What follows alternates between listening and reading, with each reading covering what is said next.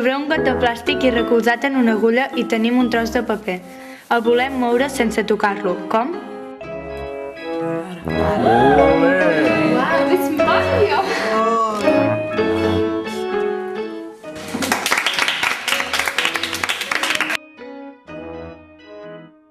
Tenim un imant que levita. I un imant que fem lliscar sense tocar-lo. Electricitat i magnetisme. Què tenen en comú? Fins al segle XIX es pensava que res, fins que un científic anomenat... ara no recordo... Estec. Com dius? Estec. Això mateix. Oersted estava fent una classe sobre circuits elèctrics i a sobre la taula aquell dia hi tenia una brúixola. Quan va connectar la pila al circuit es va donar compte que l'agulla de la brúixola es movia. La brúixola no és res més que una agulla inventada i aquesta interaccionava amb l'electricitat del circuit. Des d'aleshores, considerem l'electricitat i el magnetisme com dues cares d'un mateix fenomen, l'electromagnetisme.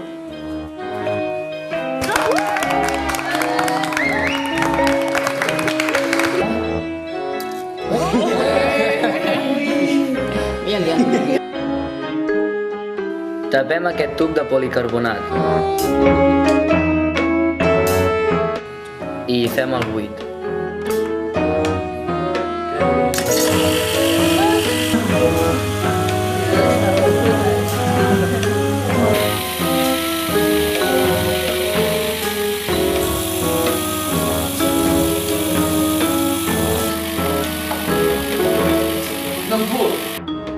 Quan volem treure la tapa, veiem que és impossible.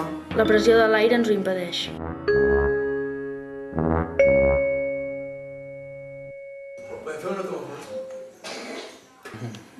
Ara posem-hi un globus desinflat i tancat. Què passarà? Es en plan... ¡Toma! No jodas. Te lo juro por el Nuki.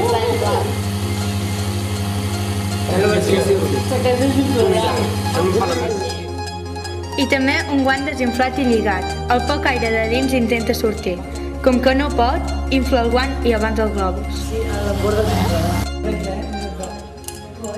Posem aigua dins d'una proveta amb un termòmetre per visualitzar la temperatura en tot moment.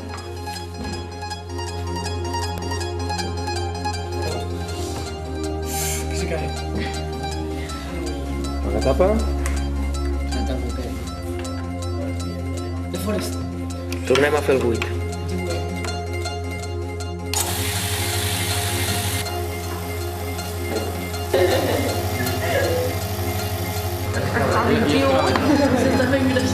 Doncs ho veig igual.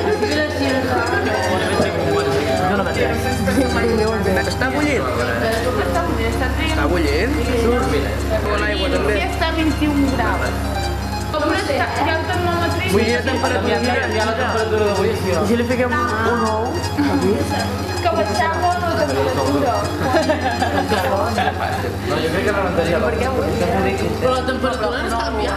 I com bull la temperatura? A veure si crema si la toquem o no. Observem que l'aigua bull a temperatura ambient. Però l'aigua no bull a 100 graus.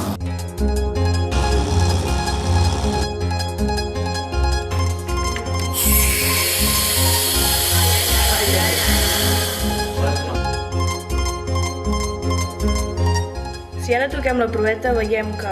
Està igual que abans. I si posem un despertador i fem que soni, el so necessita un medi material per propagar-se. A mesura que fem el buit, el so del despertador es va dissipant.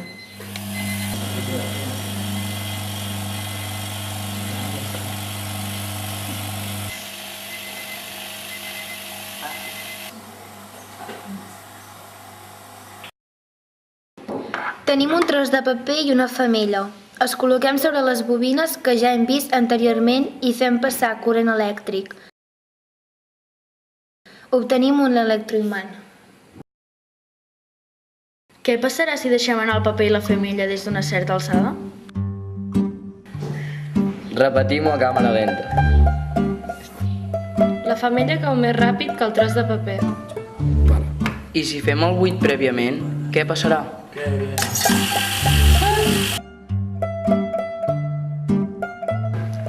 Repetim-ho. Sorprenent, el tros de paper cau amb la mateixa acceleració que la femella.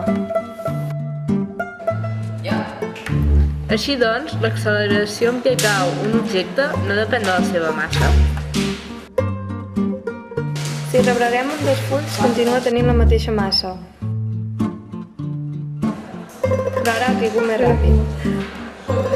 Deixem anar un tap de suro i un tros de paper. Com era d'esperar, el tap de suro cau més ràpid. Dipositem ara el paper sobre el suro.